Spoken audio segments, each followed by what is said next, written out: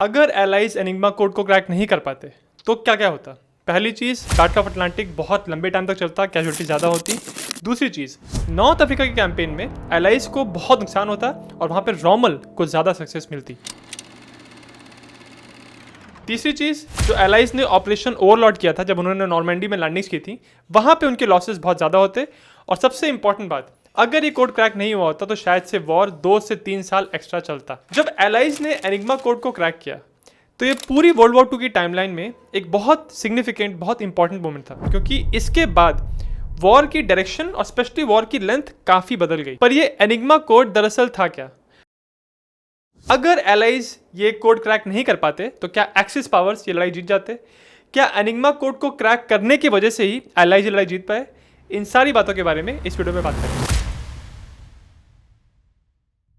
कहानी शुरू होती है सेकेंड वर्ल्ड वॉर के टाइम की एक मशीन से जिसको एनिग्मा मशीन कहते हैं। ये एक बहुत ही advanced electromechanical rotor cipher device थी जिसको जर्मन्स अपने मैसेज को इनक्रिप्ट और डिक्रिप्ट करने के लिए यूज करते थे, यानी अपने मैसेजेस को कोड करने के लिए इस्तेमाल करते थे। अगर इसको सिंपल लैंग्वेज में समझना हो तो मान लीजिए कि नेवी के चीफ या नेवी के जो टॉप लीडर्स हैं उन्होंने एक फैसला बनाया कि हम सो एंड सो डेट पे जाके कुछ ब्रिटिश शिप्स को अटैक करेंगे।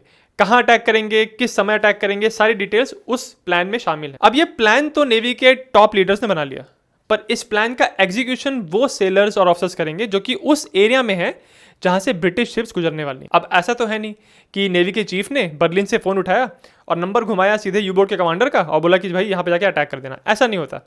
नेवी के चीफ अपने जूनियर को बताएगा, फिर वो आगे इस मैसेज को इनक्रिप्ट करके ट्रांसमिट करेगा उन लोगों के पास, उन सेलर्स और ऑफिसर्स के पास जो कि उस समय अटलांटिक ओशन में मौजूद हैं। इंक्रिप्शन का फायदा ये होता है कि मान लीजिए कि मैंने आपको एक मैसेज किया और उस मैसेज को इनक्रिप्ट कर दिया है। अब अगर उस मैसेज को बीच में आके कोई दुश्मन या कोई भी थर्ड पार्टी आके उसको इंटरसेप्ट करती है तो उस मैसेज को हासिल करने के बाद भी वो उसको पढ़ नहीं पाएंगे, क्योंकि मैसेज इनक्रिप्टेड है, कोडिफाइड है। यही काम कर रही थी जर्मन्स की एनिग्मा मशीन।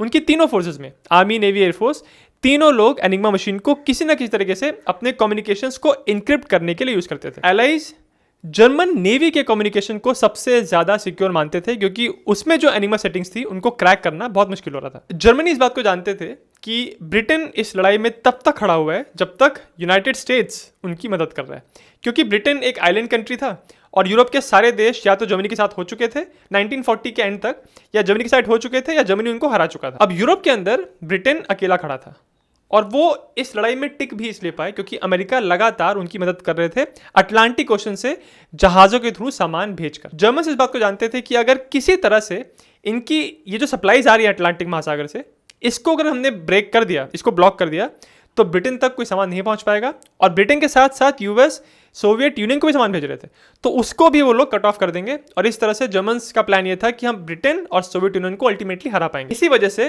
जर्मन नेवी की यू बोट्स यानी उनकी सबमरीन ने पूरा जोर लगा दिया था अटलांटिक महासागर में जितनी भी शिप्स क्रॉस करती थी, मर्चेंट शिप्स जो कि अमेरिका से आ रही थी, उन सबको अटैक करने के लिए, उनको डुबाने के लिए। और इसी वजह से ब्रिटिश इस बात से बहुत परेशान थे। वो जानते थे कि अगर यू बोट्स का अटैक लगातार चलता रहा तो हमको सप्लाईज नहीं मिल पाएंगी और शायद से हमको अल्टीमेटली जर्मनी के साथ कोई कॉम्प्रोमाइज, कोई संधि करनी पड़े। इस सब के चलते ब्रिटिश नेवल कमांडर्स इस बात पे पूरा जोर लगा रहे थे कि हमको किसी ना किसी तरीके से पता चल जाए कि ये जर्मन यू बोट्स अटलांटिक महासागर में कहाँ कहाँ पे पोजीशनड है, कहाँ कहाँ तैनात है। जहां उनकी पोजीशन है वहां से हट के कहीं और से हम अपनी शिप्स को रीराउट कर देंगे, ताकि इन ब्रिटिश और अमेरिकन शिप्स को जर्मन यूबोट्स का सामना ना करना पड़े। पर अब ये पता कैसे चले कि जर्मन यूबोट्स आखिर है कहां पे? अटलांटिक महासागर तो बहुत बड़ा है। तो उनकी पोजीशन पता लगाने का सिर्फ ये तरीका था कि अगर ये एनिग्मा कोड क्रैक हो गया तो हम सारे जर्मन नेवी के कम्युनिकेशन को पढ़ पाएंगे, तो हमको पता चलेगा कि ये शिप्स कहाँ तैनात हैं, कहाँ इनको सप्लाईज मिल रही है, कहाँ इनको रिफ्यूलिंग करनी है, सब पता चल जाएगा। तो ब्रिटेन के अंदर लंदन में एक पर्टिकुलर एरिया था जो कि बहुत सीक्रेट, हाईली कॉन्फिडेंशियल था। इस एरिया का नाम था ब्लेचली पार्क। और ब्लेचली पार्क के अंदर ये सारे कोड ब्रेकर्स, सारे इंटरसेप्टर्स काम कर रहे थे, जिनका काम यही था कि जर्मन मैसेजेस को पहले इंटरसेप्ट करना, फिर उनको डीकोड करके आगे अपने ब्रिटिश कमांडर्स तक पहुंचा। ब्लेचली पार्क के सब लोग जानते थे कि जर्मन्स एनिग्मा मशीन यूज कर रहे हैं। और एनिग्मा मशीन की खास बात यह है कि ये कोई एक मशीन नहीं थी, इसके बहुत सारे वेरिएशंस थे और जर्मनी ने सिर्फ मिलिट्री में इसको यूज नहीं किया था। बहुत सालों पहले यानी 1930s में जर्मन मैन्युफैक्चरिंग में, उनकी इंडस्ट्रीज में भी इस मशीन को यूज किया जा रहा था। उसके बाद जब जर्मन मिलिट्री ने देखा कि ये मशीन तो बहुत काम की है, तो उसको फिर उन्होंने कुछ चेंजेस करके, कुछ इंप्रूव करके, फिर जर्मन मिलिट्री ने भी उस मशीन को यूज करना शुरू किया। वॉर शुरू होने के बाद एलाइज ने अलग अलग जगह से जर्मन एनिग्मा मशीन को कैप्चर तो किया, पर जो सबसे मेन स्ट्रेटेजिकली इंपॉर्टेंट इवेंट कहा जाता है वो हुआ था 1941 में, जब एक ब्रिटिश शिप में कुछ सेलर्स ने उतर के एक जर्मन यू बोट को कैप्चर कर लिया था, उसको बोर्ड किया उस सबमरीन को, और उसमें से जाके एनिग्मा मशीन को निकाल के लेके आए। उस जर्मन यू बोट का नाम था, कोड नेम था U110। इस यू बोट से एनिग्मा मशीन और उससे रिलेटेड सेटिंग्स निकालने के बाद ब्रिटिश लोगों ने इस यू बोट को डुबा दिया, ताकि जर्मन्स को ये लगे कि उनकी U110 में जो एनिग्मा मशीन थी वो उस यू बोट के साथ ही डूब गई। उनको पता नहीं चलना चाहिए था कि ब्रिटिश लोगों ने इस एनिग्मा मशीन को उनके रोटर्स और उनकी सेटिंग्स के साथ कैप्चर कर लिया। इसके कुछ समय के बाद ब्लेचली पार्क में एक बहुत बड़ा ब्रेक थ्रू हुआ और उन लोगों ने इस कोड को प्रॉपरली इस तरह से डिकोड कर लिया कि अब वो जर्मन मैसेजेस को पढ़ पा रहे थे। इससे रिलेटेड एक बहुत फेमस मूवी आई थी हॉलीवुड की, जिसका नाम था द इमिटेशन गेम। उस मूवी को देख के बहुत लोगों को ये लगता है कि पहली बार ब्रिटिश लोगों ने एनिग्मा मशीन को क्रैक किया था। ये बात सही नहीं है। दरअसल पोलैंड के कुछ क्रिप्टोग्राफर्स थे जिन्होंने इस मशीन को पहले क्रैक किया था। कहते हैं कि 1930 में उन्होंने क्रैक कर लिया था, पर 1939 में, ये वही साल था जब जर्मनी ने पोलैंड को इन्वेड किया था, उसी साल इन पोलिश क्रिप्टोग्राफर्स ने एनिग्मा मशीन को क्रैक करने से रिलेटेड जो रिसर्च की थी, जो उनके पास डेटा था, और उन्होंने एक मशीन भी बनाई थी जिसका नाम द बॉम्ब था। इस मशीन से रिलेटेड सारी इंफॉर्मेशन उन्होंने ब्रिटिश लोगों को दे दी और उसी मशीन को और इंप्रूव किया फिर एलन ट्यूरिंग और उनकी टीम ने, जिनकी स्टोरी द इमिटेशन गेम में दिखाई गई है। अल्टीमेटली जो उन्होंने मशीन बनाई और उसको यूज करके जो कोड्स क्रैक कर रहे थे, इसका कोड नेम था अल्ट्रा, और इसी अल्ट्रा को यूज करके ब्रिटेन ने बहुत सारे जर्मन कोड्स को डिकोड किया और उनके बहुत सारे कम्युनिकेशन को इंटरसेप्ट किया, जिसकी वजह से ब्रिटेन को लगातार पता चल पा रहा था कि जर्मन यूबोट्स कहाँ पे हैं और वो कहाँ हमला करने वाली हैं। तो यहाँ पे हम इस व्हाट इफ सिनेरियो की बात कर रहे हैं। अगर ब्रिटिश लोग जर्मन एनिग्मा कोड को क्रैक नहीं कर पाते तो क्या क्या होता। पहली चीज, सेकेंड वर्ल्ड वॉर की सबसे बड़ी लड़ाई थी बैटल ऑफ अटलांटिक। ये 1939 में शुरू हुआ था जब जर्मन यूबोट्स ने अमेरिकन और ब्रिटिश शिपिंग को अटैक करना शुरू किया था अटलांटिक में। यहां से शुरू हुआ था और 45 में खत्म हुआ था, तो ऑलमोस्ट 6 साल तक बैटल ऑफ अटलांटिक चला था, उतने साल तक जितने साल वर्ल्ड वॉर 2 चला है। अगर एलाइज एनिग्मा कोड को क्रैक नहीं कर पाते तो बैटल ऑफ अटलांटिक और लंबा चलता, और अगर ये और लंबा चलता तो अमेरिकन को और ब्रिटिश लोगों को उनकी शिपिंग का बहुत नुकसान होता। और इस सबसे इंपैक्ट ये होता कि जो अल्टीमेटली अमेरिकन ने नॉर्मंडी में लैंडिंग्स की थी, उन लैंडिंग्स की प्रिपरेशन के लिए इतना सारा सामान उन्होंने अटलांटिक से क्रॉस करवाया था, ब्रिटेन पहुंचाया था, उस सब में और टाइम लगता।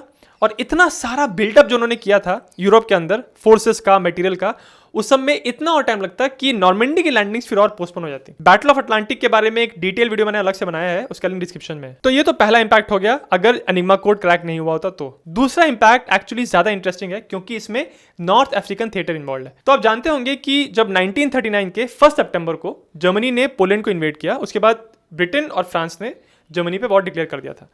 पर वॉर डिक्लेयर करने के इमीडिएटली बाद कुछ महीनों तक कोई खास एक्टिविटी हुई नहीं, इसीलिए इस टाइम को द फोनी वॉर कहते हैं।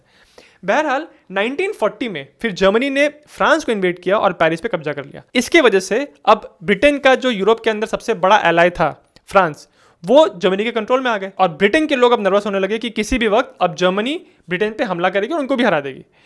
पर उस समय के लिए जो बैटल ऑफ ब्रिटेन हुआ, जिसमें ब्रिटेन की एयरफोर्स ने जर्मन एयरफोर्स को रोक के रखा, उसके वजह से, और अल्टीमेटली जर्मनी को आगे फोकस करना था सोवियत यूनियन के हमले के ऊपर, इस सब की वजह से उन्होंने ब्रिटेन को इन्वेड नहीं किया। तो अभी के लिए ब्रिटेन सेफ थे, पर उनको दुनिया को दिखाना था, अमेरिकन को दिखाना था कि वो लड़ाई से अभी हारे नहीं है। इसी वजह से एक जीत हासिल करने के लिए जर्मन्स के अगेंस्ट उन्होंने नॉर्थ अफ्रीकन थिएटर पे फोकस किया। अब नॉर्थ अफ्रीका में क्या चल रहा था, वहां पे पहले इटालियंस थे जिन्होंने ब्रिटिश कॉमनवेल्थ फोर्सेस पे हमला किया और उनको पीछे धकेला। फिर ब्रिटिश लोगों ने इस पे काउंटर अटैक किया और फिर इटालियंस को पीछे धकेला। अब इटालियंस इतना तेजी से पीछे आ रहे थे कि अब ऐसा लगने लगा कि ब्रिटिश कॉमनवेल्थ फोर्सेस यहां जीत जाएंगी। इसी के बाद जर्मनी ने कुछ रीइंफोर्समेंट्स इटालियंस को हेल्प करने के लिए अफ्रीका में भेजी। तो जो जर्मन फोर्स यहाँ पे आई थी अफ्रीका के अंदर, उस फोर्स को अफ्रीका कोर कहते हैं और उनके कमांडर थे जनरल एर्विन रोमल। ये नॉर्थ अफ्रीका में ट्रिपली में लैंड किए थे 1941 के फरवरी के महीने में, और इनके आते ही ऐसा लगा कि इटालियंस में इस पूरी एक्सिस फोर्स में एक नई जान आ गई, क्योंकि जो ब्रिटिश लोग उनको पीछे धकेलते हुए आ रहे थे, पहले तो रोमल ने उनको रोका, उसके बाद रोमल ने वापस ब्रिटिश लोगों को पीछे धकेलना शुरू किया और ऐसे धकेलते चले गए कि आगे बढ़ते बढ़ते वो अल्टीमेटली एल एलेमेन के पास तक पहुंच गए थे। रोमल का लड़ने का स्टाइल, उनका डेजर्ट में वॉरफेयर का स्टाइल इतना यूनिक, इतना अनकन्वेंशनल था कि रोमल को ब्रिटिश लोगों ने एक निक नेम दिया, अगर आपको निकनेम पता है तो मुझे कमेंट्स में बताइएगा। रोमल की लड़ाई की स्टाइल के दो मेन कंपोनेंट थे। पहली चीज उनकी अनप्रेडिक्टेबिलिटी। उनके दुश्मनों को कभी पता ही नहीं चलता था कि रोमल कब और किस डायरेक्शन से अटैक करेंगे। वो हमेशा अपने दुश्मनों के सामने अनप्रेडिक्टेबल रहते थे।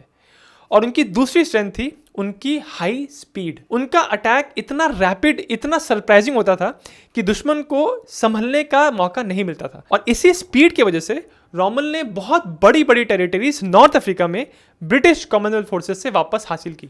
और इसी स्पीड की वजह से उन्होंने नॉर्थ अफ्रीका में बहुत दूर दूर तक ब्रिटिश फोर्सेस को धकेल दिया था। रोमल को बहुत सारे लोग टैंक मैन कहते थे, क्योंकि इनकी जो ब्रिलियंस थी वो इनके टैंक वॉरफेयर में थी। ये अपने टैंक्स को लेकर बहुत तेजी से मूव करते थे।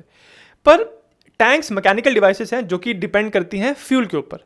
एक नॉर्मल डे में नॉर्थ अफ्रीका में जब कोई खास एक्शन नहीं हो रहा है तो रोमल के टैंक्स को पर डे 300 टन गैसोलीन लगती थी। और अगर कोई बैटल चल रहा है तो यही टैंक्स का कंजम्पशन डबल हो जाता था, यानी अब हर दिन उनको 600 टन्स गैसोलीन लगता था। रोमल की ये जो ऑयल सप्लाई है, जो इनको गैसोलीन चाहिए होता था, ये पहले पहुंचता था इटली, फिर इटली से मेडिटेरेनियन सी से होते हुए ये सप्लाईज फिर अफ्रीका पहुंचती थी। ये सप्लाई लाइन इतनी सॉलिड थी, इतनी मजबूत थी कि इसी सप्लाई लाइन की वजह से रोमल ब्रिटिश लोगों को पीछे धकेलते धकेलते अब LLMN के पास आ गए थे। और अब वो इस पोजीशन में थे कि कुछ समय के बाद कायरो पे हमला करके वो सुएज कैनल को भी अपने कब्जे में कर सकते थे।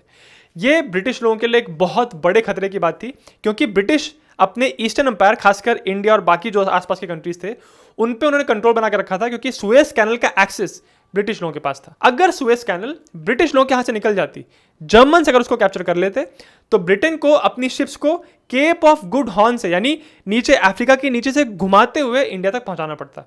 ये उनके लिए एक बहुत बड़ा प्राइस था और किसी भी कीमत पे इसी वजह से ब्रिटिश नहीं चाहते थे कि सुएज कैनल रोमल के हाथ में आ जाए। रोमल बहुत तेजी से अक्टूबर के एंड आते आते इस पोजीशन में पहुंच गए थे कि यहां से कायरो और सुएज कैनल पे हमला कर सकते थे।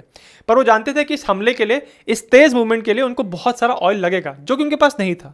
तो उन्होंने अपने हाई कमांड से कहा कि मुझे और ऑयल चाहिए ताकि मैं आगे मूव कर सकूं। अब यहां पे रोल आता है एनिग्मा मशीन का।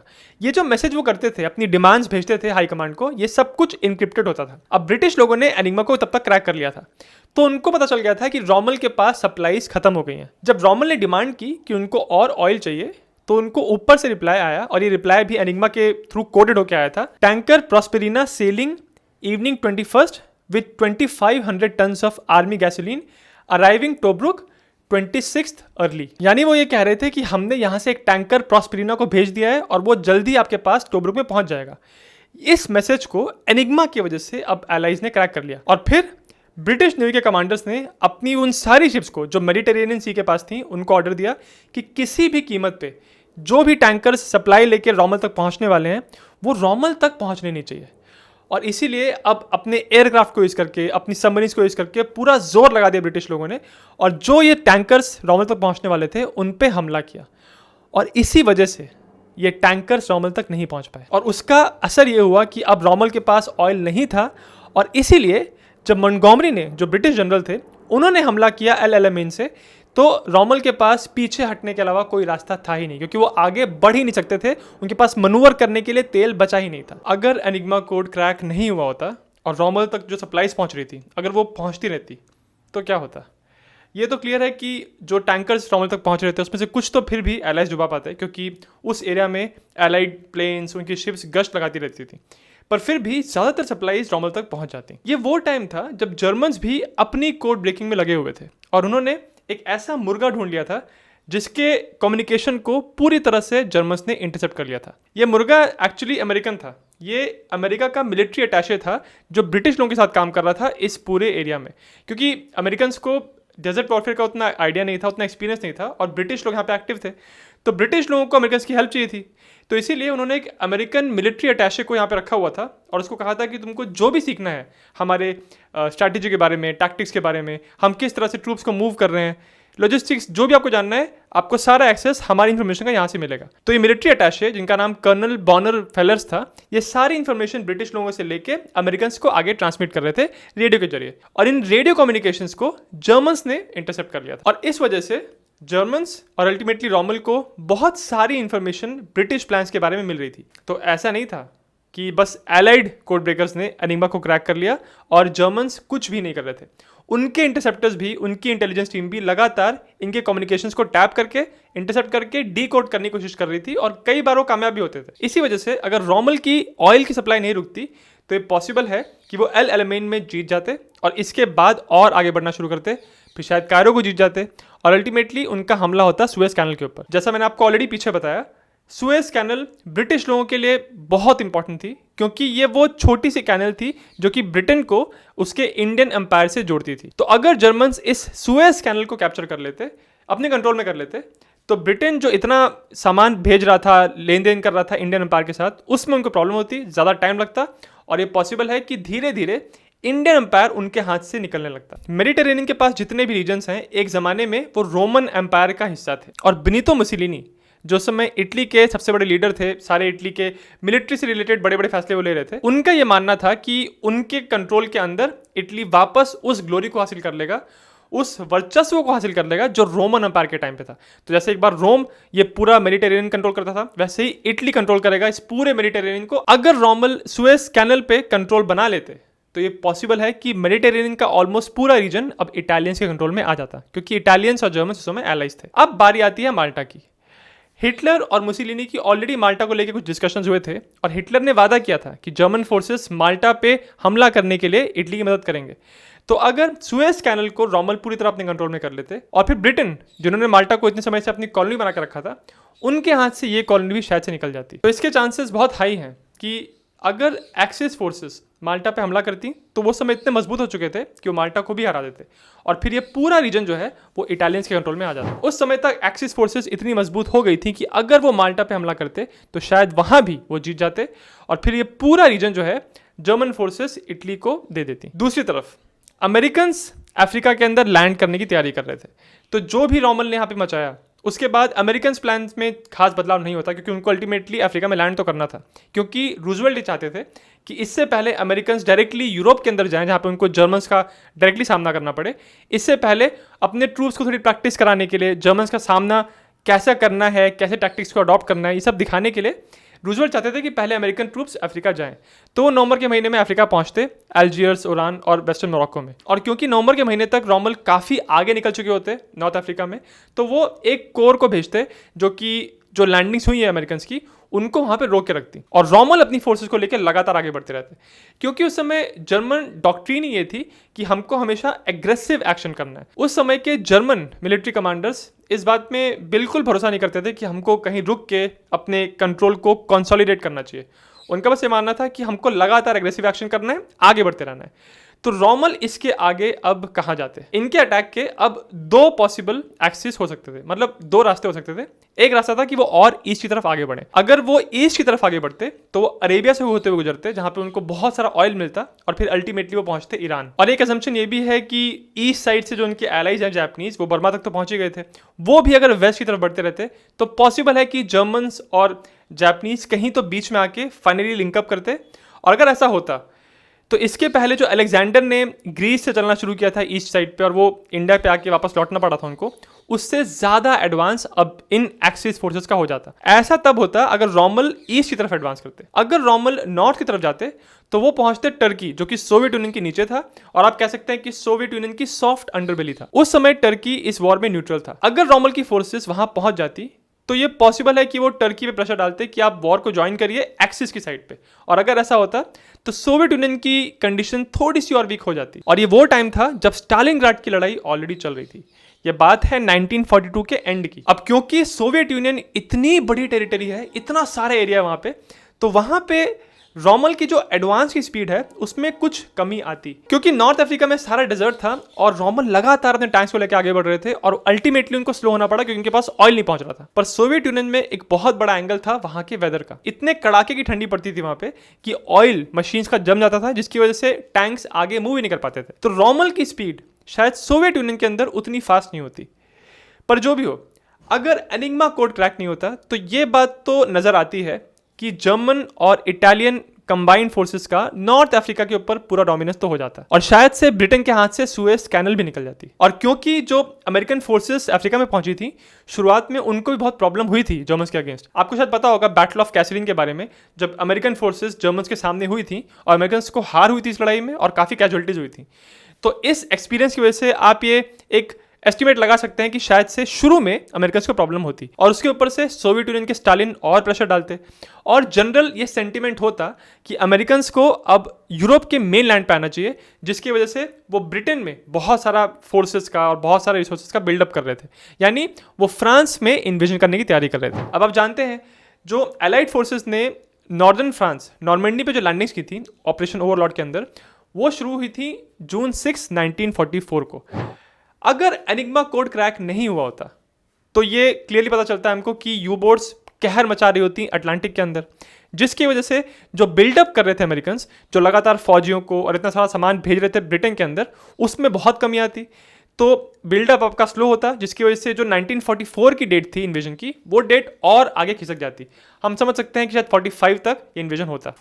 और जब ये इन्वेजन होता तो हम ये भी एज्यूम कर सकते हैं कि अमेरिकन को और एलाइज को ओवरऑल ज़्यादा कैजुअलिटीज़ होती, क्योंकि जो जर्मन डिफेंसेस थे नॉर्दर्न फ्रांस में वो रिलेटिवली ज़्यादा मजबूत होते, क्योंकि तब तक उन्होंने नॉर्थ अफ्रीका को पूरी तरह अपने कंट्रोल में कर लिया होता। पर अल्टीमेटली क्या होता, शायद आप जानते होंगे कि 16 जुलाई 1945 को अमेरिकन ने ट्रिनिटी टेस्ट कर लिया था, यानी उन्होंने पहला एटॉमिक बॉम्ब टेस्ट कर लिया था। उनके पास ऐसा सर्वशक्तिमान बॉम्ब आ गया था जिसकी वजह से वो किसी भी देश को अपने घुटनों पे टिका सकते थे। तो अगर हम ये मान के चलें कि अगर जुलाई 1945 तक जर्मन्स को और इटालियंस को नहीं हराया गया होता, तो इस बॉम्ब के आने के बाद एक झटके में एलाइज के पास पूरा एडवांटेज चला जाता, क्योंकि इस बॉम्ब का उस समय किसी भी और देश के पास कोई जवाब नहीं था।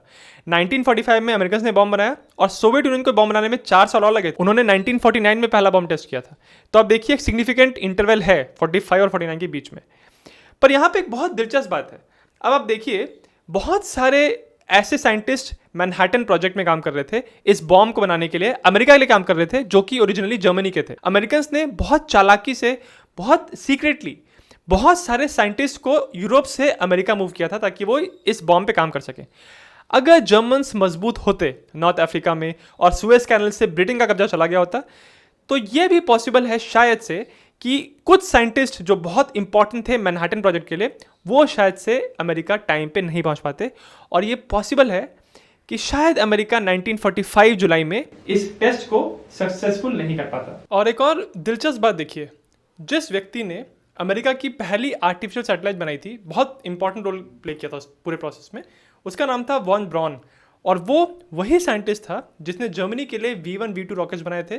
और ये वही रॉकेट्स थे जिनको हिटलर कह रहा था कि ये वंडर वेपन्स हैं और इन वेपन्स को यूज़ करके वो एक झटके में यूरोप पे पूरी डोमिनेंस हासिल कर लेगा। तो इस एक व्यक्ति का इतना बड़ा रोल था पहले जर्मनी में और बाद में आगे जाके अमेरिका के नासा में। इसीलिए बहुत सारे हिस्टोरियंस ये मानते हैं कि अगर कुछ ऐसे इंपॉर्टेंट साइंटिस्ट थे जो जर्मनी से निकल के यूरोप के कई और देशों में चले गए, सोवियत यूनियन चले गए या अमेरिका चले गए, अगर ये जर्मनी से बाहर नहीं गए होते तो एक स्लिम पॉसिबिलिटी ये भी है कि शायद जर्मनी पहले एटॉमिक वेपन बना लेते। और अगर जर्मनी के पास ये वेपन आ गया होता, तब इस वॉर की डायरेक्शन छोड़िए, इस वॉर का आउटकम पूरी तरह अलग होता। आज जो दुनिया के मेजर देश पावर में हैं, उनकी पावर डायनेमिक्स बिल्कुल अलग होती। शायद ये भी पॉसिबल है कि वो पावर में होते भी नहीं अगर जर्मनी ने पहले ये वेपन बना लिया होता तो।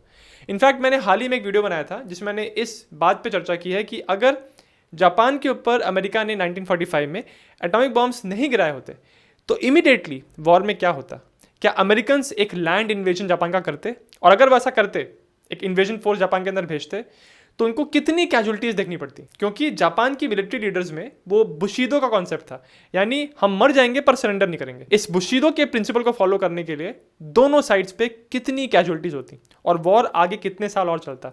इन सारी बातों के बारे में उस वीडियो में मैंने बात की है, लिंक डिस्क्रिप्शन में। तो 100 बात की ये बात, अगर एनिग्मा कोड क्रैक नहीं हुआ होता तो ये बात तो पक्की है कि नॉर्थ अफ्रीका में एक्सिस फोर्सेस का डोमिनेंस ज्यादा होता। पर फिर भी अगर 1945 में अमेरिकन ने ये बॉम्ब बना लिया होता जैसे उन्होंने एक्चुअली बना लिया, तब वॉर का डायरेक्शन जो है वो अमेरिकन के फेवर में ही रहता। अगर आपको वीडियो अच्छा लगा तो मेरे चैनल जिज्ञासियम को सब्सक्राइब जरूर करें। और वीडियो एंड करने से पहले एक छोटा सा टिडबिट दूंगा आपको मैं, छोटी सी इन्फॉर्मेशन। वर्नर वॉन ब्राउन एक बहुत महत्वपूर्ण साइंटिस्ट थे जर्मनी के लिए, और फिर उन्होंने बाद में जाके अमेरिका के नासा के लिए काम किया और नासा के लिए बहुत बड़ी बड़ी चीज़ें उन्होंने बनवाई थी। इंटरेस्टिंग बात यह है कि जब कोल्ड वॉर चल रहा था तो अमेरिका की तरफ से वॉन ब्राउन काम कर रहे थे, जो कि एक्चुअली एक जर्मन थे, और सोवियत यूनियन के लिए एक दूसरे साइंटिस्ट काम कर रहे थे। तो इन दोनों देशों के बीच में जो कोल्ड वॉर चल रहा था उसमें एक बहुत बड़ा कंपोनेंट था स्पेस रेस का, यानी दोनों देश कोशिश कर रहे थे कि पहले कौन वो देश बनेगा जो स्पेस में सैटेलाइट भेजेगा, स्पेस में इंसानों को भेजेगा, स्पेस में बाकी जीव जंतुओं को भेजेगा।